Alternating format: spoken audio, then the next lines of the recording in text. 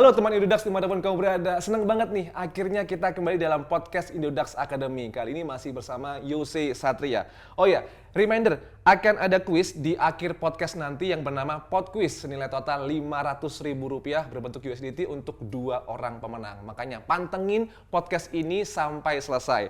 Dan juga Yose mau kasih adlibs, ini soal submission ISFF atau Indodax Short Film Festival. Jadi bagi kamu sineas muda, segera daftar ISFF atau Indodax Short Film Festival di tahun 2023 karena ada ratusan juta hadiah menanti kamu. Dan juga bagi institusi dan juga komunitas yang mendaftarkan anggota dan juga filmnya paling banyak akan juga ada hadiah jutaan rupiah buat kamu. Makanya buruan daftar.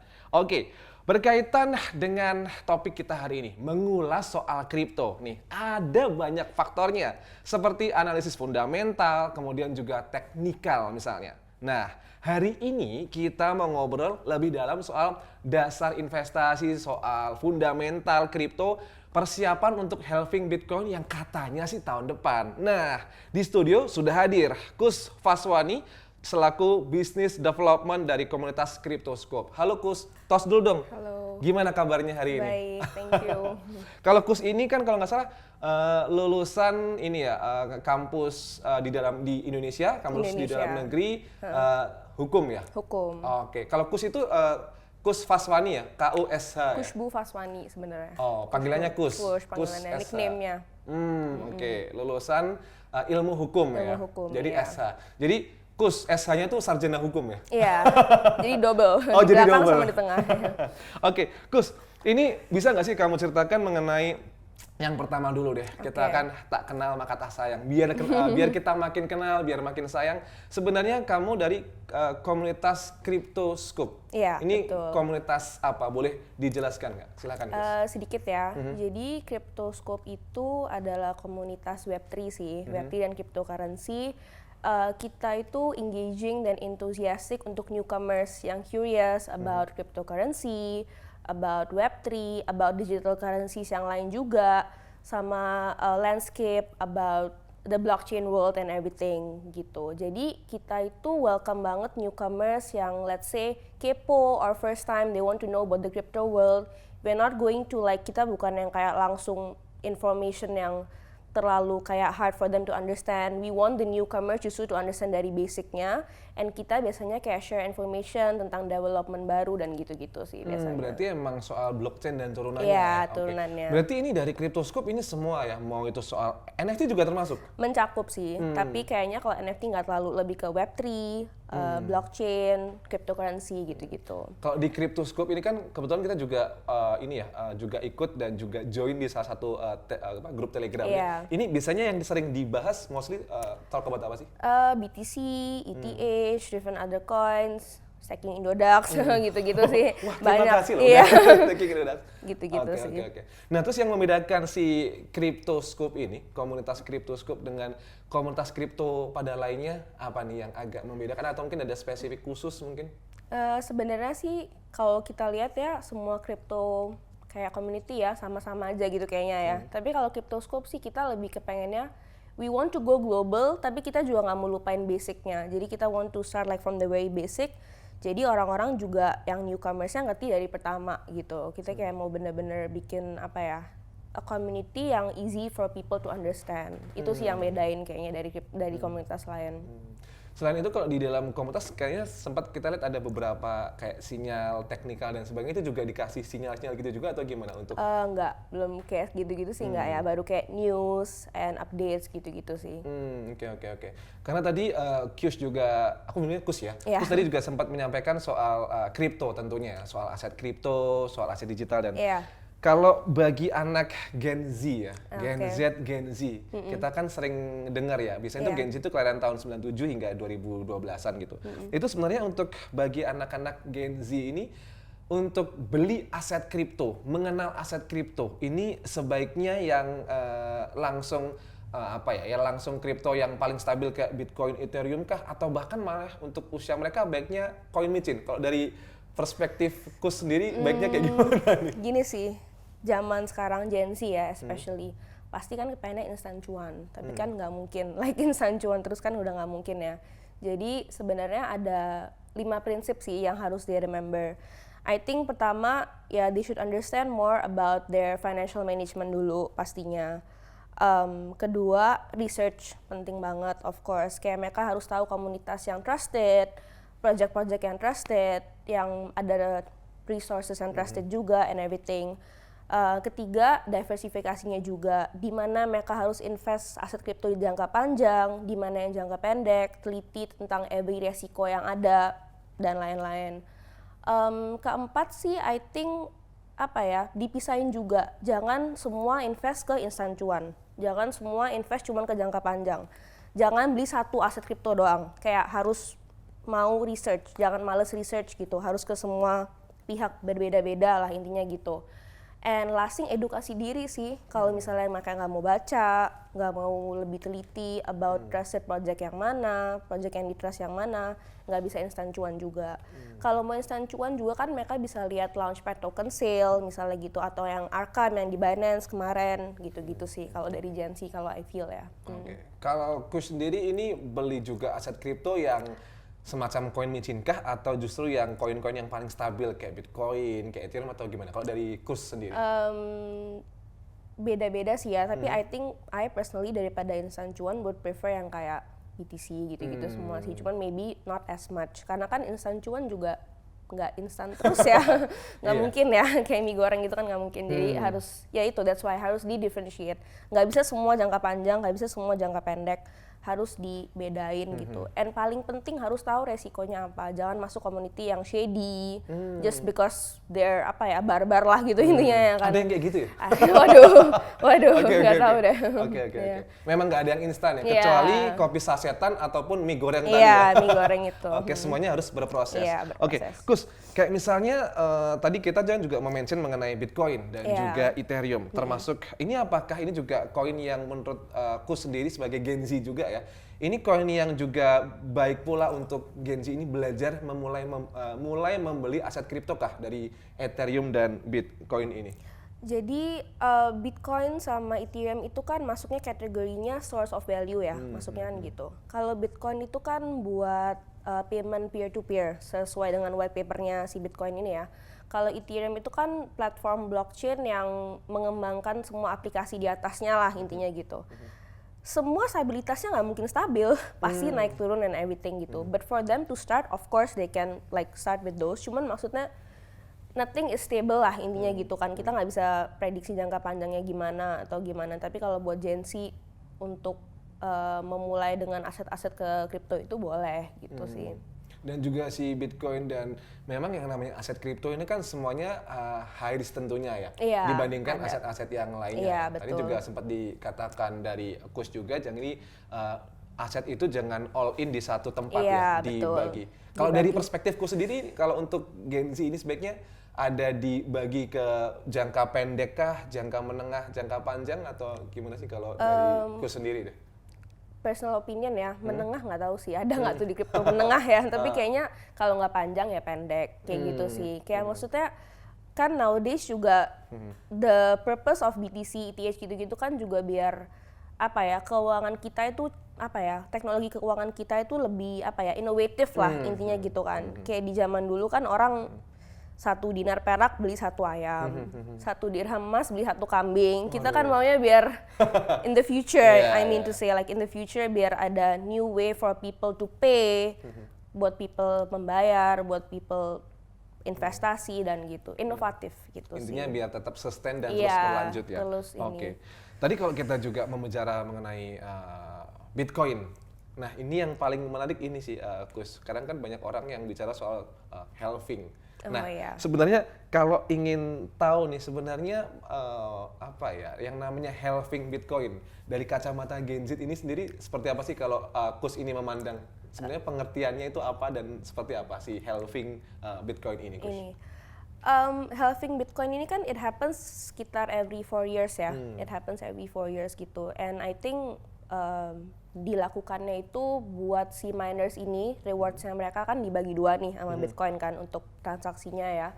Jadi gimana ya? I think that halving ini it's good karena kan Bitcoinnya sendiri kan juga harus tetap menjaga kelangkaannya mereka kan, and harus limit supply mereka juga gitu kan.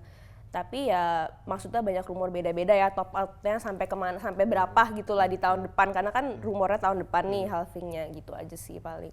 Tadi kan Kus juga sempat mengatakan halving Bitcoin ini 4 tahun sekali. Kalau Iya. kita flashback nih Kus, di tahun Bitcoin pertama itu, halving pertama itu aku ada catatan nih Kus, Oh, oke. 28 November 2012, bulan Asik. November. Kemudian halving Bitcoin yang kedua ini Juli, tepatnya tanggal 9 di tahun 2016. Oke. Kemudian halving yang ketiga ini adalah 11 Mei 2020. Nah, ini kalau kita lihat jangka yang tadi sempat dikatakan Kus juga ini 4 tahun sekali. Iya. 2012, 2016, 2020. Nah, ini apakah ini benar nggak nih Kus? Apakah tahun depan ini kita akan halving Bitcoin yang keempat? Kalau dari perspektif Kus sendiri gimana? Wah, lebih dalam lagi nih kayaknya. Jadi iya sih rumornya kan next year ya ada halvingnya. Terus kita juga ini bukan, jangan ditelan mentah-mentah ya. Ini cuma dari pengamat Cryptoscope nih, pengamat Cryptoscope ya. Katanya BTC bisa top out sampai let's say $160,000. Bisa sampai that much. Tapi kan again kita nggak tahu ya. Itu kan cuman ya baca-baca lah gitu kan, namanya people pasti mengamati gitu kan apa yang akan terjadi gitu. Jadi ya kayak gitu sih. BTC kan very important juga gitu kan. Berarti kita juga harus melihat juga, apalagi tahun depan kan tahun politik ya. Iya, waduh. Lebih deg-degan lagi ya. Kayaknya Oke. gitu ya. Sebenarnya apakah sih dengan kenapa yang namanya halving Bitcoin ini menjadi hal yang penting bagi ekosistem BTC sih? Kenapa ini menjadi hal yang penting dari si halving ini sendiri? Balik ke dominance-nya itu ya, kelangkaan koinnya ini, limit supply-nya mereka, supply demand-nya mereka nanti bagaimana. Kalau misalnya BTC sampai let's say they go down gitu, altcoins yang lain kan juga bermasalah. Makan bakal susah lah. Tapi kalau mereka longsor makin bermasalah lagi buat altcoins ya kan. Jadi ya buat itu sih, buat kelangkaannya mereka for their future, I think ya. Karena Gitu kan sih. memang yang namanya supply dari BTC itu kalau nggak salah cukup selama ini ya 21 juta koin ya. Nggak Iya. boleh lebih, nggak boleh kurang ya. Jadi ya itu kelangkaannya itu I think their dominance, because they know lah like their dominance itu kan important in the big cap market gitu kan. Jadi itu sih. Kalau dari perspektifku sendiri tadi boleh disampaikan lagi nggak tadi estimasi di tahun 2024 misalnya atau 2025 nih, kalau sekarang kan kita syuting ini kan di sekitar bulan Agustus 2023 itu sekitar paling rendah 25.000 US dollar, kemudian ada paling tingginya naik turun 28.000 bahkan 30.000 Iya. US dollar per Agustus 2023. Nah, kalau tahun depan prediksi satu koin berapa nih kalau dari perspektifku sendiri? Wah, nggak tahu ya. Ini kan dari pengamat mereka yang bilang nih kayak dari the what we read top outnya sampai $160 juta ya. Tapi kalau per itunya sih nggak tahu ya berapa nih. Kalau menurut 200.000 Yos. kira-kira masuk nggak 200.000 US dollar? Kayaknya nggak sih. Belum ya? Kayaknya Oke. nggak. Tapi pokoknya kalau misalnya bagi teman-teman yang Gen Z atau yang anak muda mau mulai nyicil atau DCA ya, dollar cost average, kayaknya bisa dari sekarang ya? Boleh, dari sekarang boleh. Karena kan udah next year nih halvingnya ya. Jadi Dari Kus sendiri berarti juga udah DCA ya, udah mulai nyicil ya? belum. Tapi teman-temannya udah pasti lumayan ada Iya, udah beberapa yang banyak lah rumor here and DCA. there-nya. Oke. Nah, berkaitan dengan halving, masih soal halving Iya. Bitcoin, Kus. Sebenarnya ketika halving ini, biasanya tanda-tanda harga ini ketika sudah mendekati dan juga sesudah pasca adanya halving Bitcoin ini, pergerakan harga kayak gimana sih, Kus? Rumornya biasanya kalau abis halving BTC naik harganya gitu kan. BTC harganya naik abis halving gini-gini. Ya mungkin naik karena demand-nya meningkat di BTC-nya itu. Jadi kan pasti harganya naik. Tapi kalau dibilang naik banget juga nggak mungkin karena everything is back to the holder sendiri. Penjualannya mereka dan caranya mereka beli koin yang mana aja. Jadi nggak mungkin kayak pasti kan mereka juga harus maintain supply demand-nya mereka juga. Tapi rumornya biasanya kalau habis beberapa pekan habis halving pasti naik. Tapi ya nggak tahu lagi sih ya. Gitu sih. Dan tentu juga kalau misalnya teman-teman ini berarti mungkin yang untuk orang yang tipikal investor ya, Kus ya, Iya. bukan tipe trader ya. Kalau tipe investor kan mungkin jangkanya tahunan, 5 Iya. tahunan. Dan juga ini ya Kus ya, kalau untuk beli aset kripto, ini berarti Kus lebih condong dan menyarankan untuk pakai uang dingin atau uang panas nih? Uang dingin aja. uang Uang dingin dingin ya. aja. Soalnya kan gini, market itu in the world ya. Kan ada orang yang punya supply market itu yang besar gitu, big market people gitu misalnya. Mereka snap a finger aja udah bisa berubah long short marketnya, ya nggak sih? Mereka senyum aja udah bisa berubah. Ada yang pegang lah gitu. Jadi kita nggak bisa kayak terlalu apa ya, invest sembarangan gitu-gitu, jangan. Kayak instan cuan juga there's a way to do it gitu. Staking Indodax misalnya, farming di apa di EX Pancake Swap gitu-gitu. Jangan yang gimana-gimana. Iya. Pastinya berarti kalau mau beli aset kripto, aset digital, kalau dari kata Kus sendiri dari selaku di Cryptoscope, jangan pakai uang panas, pakailah uang dingin. Kita juga sering menyarankan itu Kus kepada para listener dan juga pada para pemirsa bahwasanya pakailah uang dingin, uang yang memang nganggur, uang yang nggak kepakai. Kalau uang pakai uang panas, apalagi uang pinjol, aduh, deg-degan lagi ya, udah double sport jantung tuh pastinya. Oh berarti memang untuk pakai berarti tentunya pakai uang dingin kalau dari Kus. Nah, ketika nanti ada halving Bitcoin Kus, biasanya ini akan berdampak nggak sih pada ketersediaan si aset Bitcoin itu atau koin Bitcoin itu sendiri di pasar? Biasanya di waktu halving itu berdampak nggak? Mungkin jumlahnya semakin bertambah atau berkurang atau dari perspektif Kus sendiri gimana? Nggak tahu, nggak bisa dibilang ya bertambah apa berkurang, bisa dibilang bertambah juga. Tapi kalau bertambah berarti kan demand-nya mencukupi. Kalau demand-nya mencukupi, mereka nggak mungkin naikin harga. Kalau supply-nya cukup lah buat menutupi demand-demand-nya itu. Jadi nggak bisa diprediksi juga sih. Tapi kalau misalnya Bitcoin sendiri, I think after halving meningkat sih. Meningkat ya? Yeah, meningkat ya. Berarti memang ya karena tadi baik lagi tadi ya, ketersediaannya dilangkahin. cukup Harus 21 juta ya, harus tetap sustain tentunya. Oke. Nah, kalau pas halving ini terjadi, naik nih harga Bitcoin, kan kemarin juga sempat ada omongan ada halving Litecoin atau halving PP dan sebagainya. Ketika halving Bitcoin ini terjadi tahun 2024, apakah aset kripto yang lain, koin-koin yang lain ini itu juga terkerek ikut naik juga, Kush? Sebenarnya gini, other coins kan ada stability sendiri ya, tapi kan BTC kan juga ya like I said gitu, altcoins itu dengan cap-cap yang lainnya gitu. Kalau misalnya mereka sampai BTC-nya jatuh, merekanya bahaya juga. Tapi kalau BTC-nya longsor, makin bahaya lagi kan buat mereka gitu. Jadi in conclusion sih, I think it will affect, but I think it will still be stable sih, tetap gitu. Berarti tetap stabil ya? Yeah, I think. Hanya yang berubah kalau dari perspektifku sendiri adalah hanya si Bitcoin ini sendiri ya? Kayaknya semua mata dunia tertuju sama Bitcoin ya tahun depan. Kenapa gitu ya? Oke. Berarti kalau mengenai belajar soal halving Bitcoin yang sudah nih, yang udah terjadi, kita menuju halving Bitcoin yang keempat. Dari 2012, 2016, 2020, nanti tahun depan yang keempat. Biasanya apa nih pelajaran atau lesson learned yang bisa kita ambil selama ini, Kus? Pelajaran yang bisa kita ambil mungkin dari mulai DCA kah, mulai all in di Bitcoin kah, atau apa nih mungkin pelajaran yang bisa kita ambil? Pertama-tama apa ya, bukan do your own research juga sih, lebih ke apa ya, bisa dibilang kayak pelajarannya itu ya we have to think of the future, kan this happen every 4 years juga kan, jadi harus lebih kayak tahu where to put your coin in and everything gitu. Doesn't mean it's all BTC gitu kan juga enggak kan pastinya gitu. Jadinya ya this halving kayak karena kan udah next year nih ya, kayak sama kayak kata Yos nyicil. Udah mulai kayak udah mulai harus kayak gimana ya, know the existence of the coin gitu sih palingan. Oke. Kalau dari Kus sendiri pengen tahu nih sebenarnya kalau Kus ini membagikan asetnya itu di mana aja? Ini semua all in crypto kah atau ada instrumen lain saham juga atau reksadana atau dari Kus sendiri yang seorang representasi seorang Gen Z ini sendiri? Kan ini dingin banget ya, kalau Kus ya kan mainnya dingin banget. Dingin banget udah, jadi kayak pastinya kayak kriptonya nggak banyak actually gitu. Lebih ke kayak misalnya let's say di saham-saham tapi juga yang apa ya stable lah gitu. Jadi kayak slow but steady gitu sih mainnya. Slow but steady. Iya. Ini berarti asetnya kalau dari seorang Kus sendiri hanya 2 nih berarti, saham dan juga kripto. Iya. Instrumen lain belum ngelirik ya? Belum. Deposito gitu belum ya? Belum. Nanti step by step. Step by step. Oke. Kalau kita lihat nih Kus, pertengahan ini sedikit flashback ya. Kalau kita di bulan lalu tanggal 17 Juli itu ada bursa kripto, peluncuran bursa kripto. Nah, ini kalau dari perspektif Kus sendiri, Ini melihat adanya bursa kripto dalam negeri yang diluncurkan kemudian oleh Kementerian Perdagangan, Bapepti dan juga kerjasama dengan OJK. Ini dari perspektif Kus sendiri kayak gimana sih Kus?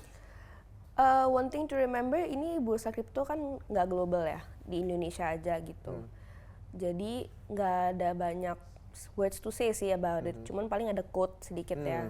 Kita hope that ini bisa menjadi solusi, bukan penghambat, bisa menjadi amanah dan bisa berinovatif lah buat semua orang yang di crypto world gitu sih. Nggak banyak ini sih about it gitu. Berarti ini dari perspektif Kus harusnya berdampak positif ya? Iya, berdampak positif, semoga menjadi apa ya? Menjadi solusi, bukan menjadi penghambat, bukan menjadi penghalang, gitu aja sih. Intinya biar supaya tetap sustain si kripto Iya, ini sendiri betul. ya. Dan lagi-lagi kalau mau beli kripto ya hanya di Indodax, bukan Iya, yang lain. itu. Kalau aku sendiri kalau ketika membeli aset kripto biasanya melihatnya apa aja nih? Lihat dari pergerakan harga kah? Atau lihat dari selain pergerakan harga, selain market, lihat dari berita news update terkini kah atau gimana kalau dari Baca Cryptoscope doang. baca Cryptoscope ya? Baca Cryptoscope ya, dari situ ntar baru kita ini. Iya, pergerakan harga of course, baca-baca whatever the news is, research gitu-gitu sih paling. Twitter termasuk Twitter? Twitter termasuk, Cryptoscope juga ada Twitter, jadi bisa di-follow. Kalau mau temukan Cryptoscope di mana aja sih? Ada Telegram, ada Telegram, Twitter, kita ada webnya juga, ada Binance Feed juga. namanya Gitu. Cryptoscope ya? Cryptoscope ya.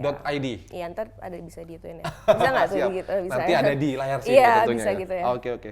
Kus, terakhir nih, ada nggak nih closing, mungkin ada pertanyaan yang aku mungkin terlewatkan mengenai, dan juga mungkin closing statement juga sekaligus buat dari seorang Kus mengenai perbincangan kita di hari ini soal halving Bitcoin dan juga mengenai bursa kripto yang tadi kita juga sampaikan. Dari Kus sendiri seperti apa sih? In a nutshell ya, kan emang Cryptoscope ini we want to engage for enthusiastic newcomers especially ya yang curious about the crypto world. Kita juga ada parent company Morpho Labs. Morpho Labs sendiri itu mereka lebih ke ngebantu developmentnya crypto sites, tapi kita confidential ya. Kita cannot say who our clients are gitu. Jadi Cryptoscope itu kan di bawahnya Morpho Labs ini kan. Jadi kita juga want to share more about new developments and all that gitu. Gak ada banyak ini sih, gak ada banyak closing pokoknya do your own research, make sure that you trust the community, make sure that you trust the risk, you know the risk and everything, itu aja sih. Oke. Iya. Berarti saran dari Kus sendiri adalah tetap do your own Do research. your, ya, paling Oke, penting. untuk kalau kita mau beli aset kripto. Selain do your juga kayaknya perlu juga belajar fundamental tadi ya. Iya, fundamental Belajar. dasarnya harus tahu, financial management, semua edukasi, pemisahan jangka panjang, jangka ini, harus tahu news, harus tahu diversifikasinya juga, dan lain-lain sih. Kalau mau ikut Cryptoscope bisa langsung selain join Telegram atau bisa sering ngadain offline juga nggak? Belum, kalau kita offline belum ya, lebih ke Telegram sih kalau misalnya ada pembincangan di Telegram atau kalau ada event-event di Twitter, kita biasa announce. Tadi Ya. juga disebutkan bagian dari Morpho Labs ya? Iya, dari Morpho Labs, Ini masih- parent company-nya. Parent Jadi ini di company. bawahnya. Cryptoscope ini baru mulai Maret 2023. Kalau Morpho Labs sudah dari tahun lalu, udah mulai. Oke. Membernya selama sudah ada berapa orang tuh berarti? Kalau di sekarang udah berapa ya? 1000-an kali ini Iya, ada di Telegram around ya? that much I think ya. Oke, terima kasih Kus atas perbincangannya di hari ini mengenai soal halving Bitcoin dan juga semoga bursa kripto yang sudah membuka value baru. Jadi bagi Gen Z yang juga sudah sudah menonton acara ini dan juga menyaksikan yang disarankan Kus, mungkin udah disiapin catatan tadi ya, Iya, apa aja yang udah dan catat. juga membuka value baru, pengetahuan baru. Thank you sekali lagi Thank buat you, Kus Yos. yang sudah hadir selaku bisnis development dari Cryptoscope. Thank Tos dulu you. dong Kus. Thank Thank you, you. thank Izin you. aku closing ya. Iya. Oke. Dan sesuai janji Yose di awal podcast tadi, berikut adalah pertanyaan atau pod quiz yang muncul di episode pekan ini. Berikut kuisnya. Dan berikut adalah pemenang pod quiz di episode sebelumnya. Berikut pemenangnya.